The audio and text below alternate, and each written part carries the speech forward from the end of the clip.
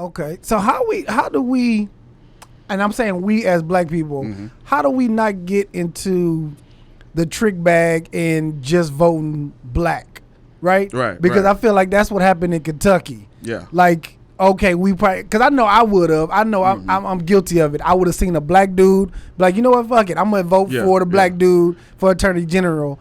But how do we hold people accountable? What do we need to do as citizens to make sure we holding people accountable once they get into the office? Well, and that's where people like me come into play. That's why, the voter education part of it is so important. Just because you see a black face on the ballot doesn't necessarily mean, that they looking out for us. The famous saying, all skin folk ain't kin folk. Yeah, so that's why it's so important that we know about these people that are running for these positions, and I hold myself accountable, make sure that I get out as much information as possible to let people know, hey, they're not going to look out for us in the long run. But then, too, we need to have an agenda ourselves. We just can't be like, looking out for the black. No, we got to have an agenda of things that we want, things that we need, Yeah. And that's a whole nother story as far as just like and that's why I understand what Ice Cube was trying to do. Let's get into that. Yeah. Let's get into that because I was like, my thing is, from what I heard is Ice Cube did reach out to both parties, the Democrat and Republican.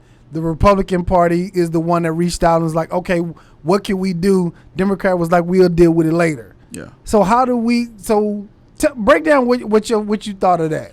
Well, I think we need to have an agenda anyway. Yeah. Because all of these other groups are being looked out for except for us. Right. And I feel like, we don't need to have our hand out, but we do need to have an agenda of things that we want implemented, things that we want done to better our communities and just to better us as a whole. And I feel like that's what he was trying to do. I don't feel like I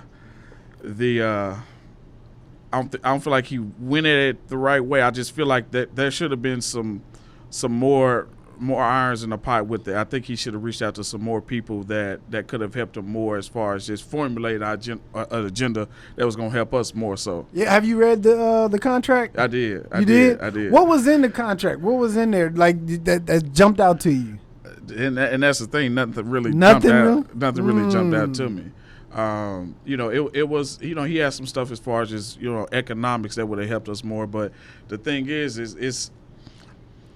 it's different coming from somebody that already got bread. Right. You know what I'm saying? So that's why I feel like he should have had, people that are really in the struggle. Yeah. And that could, be like, hey, no, we need A, B, C, and D. So it's just kind of hard. You already got bread. You got long bread. Right. So so that, like I said, that's why I kind of didn't agree with, and like I said, just the whole execution of it and the timing. It's gonna happen at the worst time. Yeah. Now if you would have tried to do this at the beginning of his term, then I get it. Yeah. But you try to do this, at the tail end of an election year, and that's what I didn't agree with.